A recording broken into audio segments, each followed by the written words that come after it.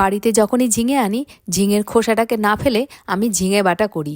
আজকে সেটারই রেসিপি আপনাদের সাথে শেয়ার করব। ঝিঙের খোসাগুলোকে একটু মোটা মোটা করে কেটে নিয়েছি।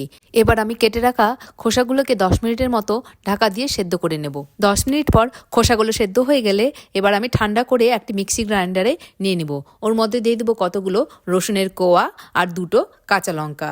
ঝালটা যে যেরকম খান সেইভাবে নিতে পারেন। এবার সব কিছু দিয়ে আমি মিক্সি গ্রাইন্ডারে একটা পেস্ট তৈরি করে নেব। চলুন এবার আসল রান্নায় যাওয়া যাক। একটি প্যান গরম করে ওর মধ্যে সর্ষের তেল দিয়ে দিলাম। এই রান্নাটা কিন্তু সর্ষের তেল দিয়ে করলেই ভালো হয়।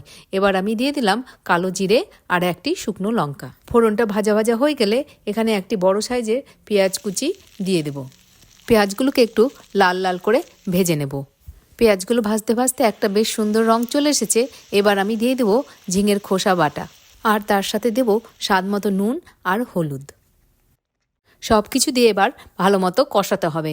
যতক্ষণ না জলটা টানছে ততক্ষণ কষিয়ে যেতে হবে। দেখুন নাড়তে নাড়তে পুরোপুরি জলটা টেনে নিয়েছে।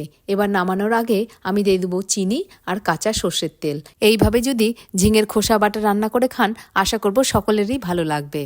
আমার তো গরম ভাতে এই ঝিঙের খোসা বাটা হলে আর কিছুই লাগে না। চলুন তাহলে এবার খাওয়া যাক। সকলকে অসংখ্য ধন্যবাদ আমার ভিডিওটি দেখার জন্য। সবাই ভালো থাকবেন, সাবধানে থাকবেন। টাটা।